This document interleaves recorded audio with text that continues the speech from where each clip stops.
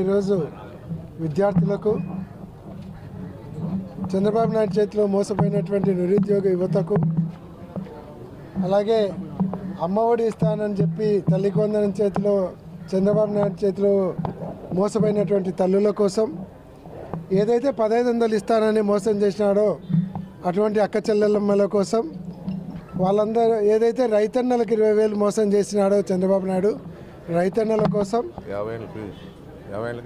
చెప్పింది బీసీ ఎస్సీలకు 50 సంవత్సరాలు దాటితే పింఛన్ ఇస్తామని చెప్పి మోసం చంద్రబాబు నాయుడు చేతిలో మోసపోయినటువంటి ప్రజల కోసం అలాగే ఏదైతే వైద్య వృత్తిని ఆశించి చదివి 17 మెడికల్ కాలేజీలు ప్రైవేట్ పరం చేస్తుంటే మోసపోతున్నటువంటి వైద్య విద్యార్థుల కోసం వాళ్ళందరి కోసం ఈరోజు ఈ పోరుబాట చేయడం జరిగింది.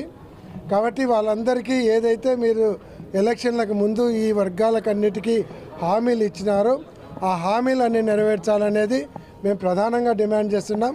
అన్నిటికంటే ముఖ్యమైనది నిరుద్యోగ భృతి. మీరు ఈ 10 నెలల్లో 30,000 వచ్చే సంవత్సరం కూడా బడ్జెట్లో పెట్టలేదు కాబట్టి అదొక 36,000 మొత్తము 66,000 నిరుద్యోగ యువతకు మీరు అప్పుండారు. అది వెంటనే చెల్లించే కార్యక్రమం ఈ బడ్జెట్లో పెట్టాలని మేము డిమాండ్ చేస్తున్నాం. రెండోది 17 మెడికల్ కాలేజీలు మెయింటైన్ చేయలేక ప్రైవేట్ పరం చేస్తామంటున్నారు. 17 మెడికల్ కాలేజీలు మెయింటైన్ చేయలేని వాళ్ళు 26 జిల్లాలు ఉన్నటువంటి రాష్ట్రాన్ని మీరు పరిపాలించడానికి మీకు అర్హత ఉందా? ఒక నారాయణే 70 మెడికల్ కాలేజీలు మెయింటైన్ చేస్తున్నాడు. ఇంతమంది ఐఏఎస్ ఆఫీసర్లు, ఐపీఎస్ ఆఫీసర్లు, ఐఏఎస్ ఆఫీసర్లను పెట్టుకొని 17 మెడికల్ కాలేజీలు మెయింటైన్ చేయడం చేత కాదు, మేము ప్రైవేట్ పరం చేస్తున్నామని చెప్పుకోవడానికి సిగ్గు లేదా? నీ 40 సంవత్సరాల మీ అనుభవం ఏమైంది గాడిదలుగా నీకే? కాబట్టి మీరు 17 మెడికల్ కాలేజీలు చేత మెయింటైన్ చేయడం చేత కాకుంటే ఈ రాష్ట్రాన్ని పరిపాలించడానికి మీకు అర్హత లేదు, రాజీనామా చేసిపోండి.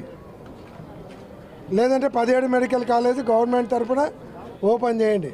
17 మెడికల్ కాలేజీలు ఒక్కసారిగా ఒక రాష్ట్రానికి శాంక్షన్ కావడం అనేది భారతదేశ చరిత్రలో ఎప్పుడూ జరగలేదు. జగన్మోహన్ రెడ్డి గారు తీసుకొని వచ్చారు. ఈ కాలేజీ తెచ్చినటువంటి కాలేజీని ప్రైవేట్ పరం చేయడం, మాకు మెడికల్ సీట్లు వద్దు అని చెప్పినటువంటి ముఖ్యమంత్రి కూడా భారతదేశంలో మీరు ఒక్కరే. కాబట్టి ఈ హామీలతో పాటు మెడికల్ కాలేజెస్ ప్రైవేటేషన్ చేయకూడదు, దానిలను గవర్నమెంటే నడపాలని ప్రధానంగా డిమాండ్ చేస్తూ ఉన్నాం.